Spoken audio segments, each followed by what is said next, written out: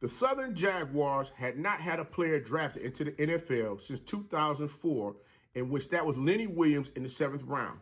But now Tyre Carter has rewritten history because he is now the latest Southern Jaguar drafted into the NFL to none other than the Chicago Bears.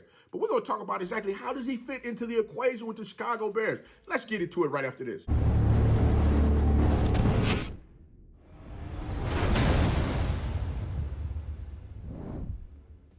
You know, it's your favorite coach back at it again. 10 toes down, about to tell you how it all went down. This is Tomorrow League Sports Network with your host, Coach Walker. If you're new to the channel, please like, share, subscribe. Hit that notification bell so you can get all upcoming videos. For all my leaders out there, welcome back. Y'all know the drill. Y'all know the routine. If you haven't done so already, please like, comment, and share these videos. And tap in a friend or two and tell them to come on in. It's nothing but positive vibes. We're just having a good time talking about HBCU sports.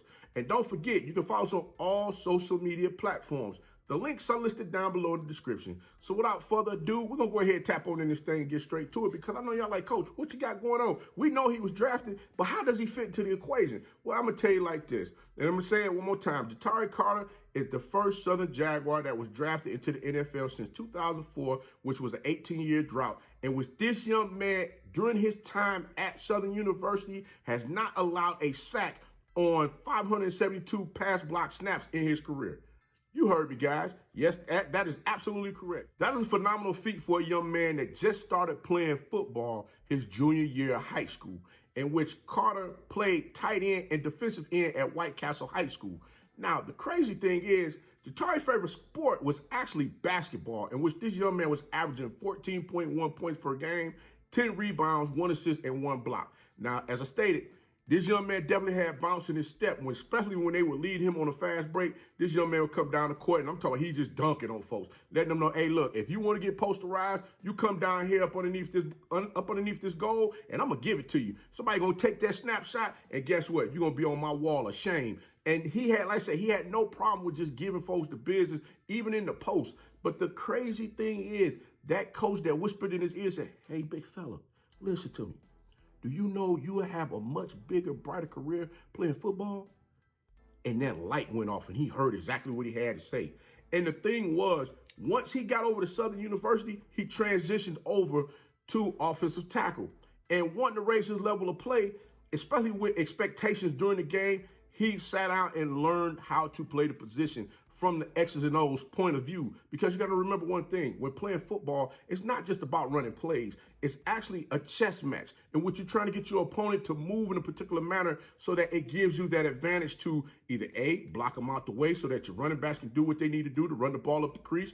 If they're running off your behind or running up your back, you want to be able to go ahead and shed them off, as I like to say, seal them off so that that running back can run the ball. Or B, you want to make sure that you're able to protect the quarterback to allow them to throw the ball down the field. And C, you already know defenses love to try to throw the kitchen sink at you to try to get you off your game. So you have to make sure that you understand exactly what's going on at particular times. Do you have gap inside containment, or do you just play it straight up and making sure that anybody that shoot either gap on either side of you, you make sure you take care of that, letting the tackle know or the center know exactly what's going on when that's happening. Conversation, communication, you get what I'm saying, right? But you got to give credit to Coach Odoms and his coaching staff over at Southern University, making sure that that young man was prepared and ready to get out there and compete on a high level. Because definitely, Coach Shinnis Berry was taking the time to coach this young man up because he was the lineman coach over at Southern University until he left and went to Norfolk State University.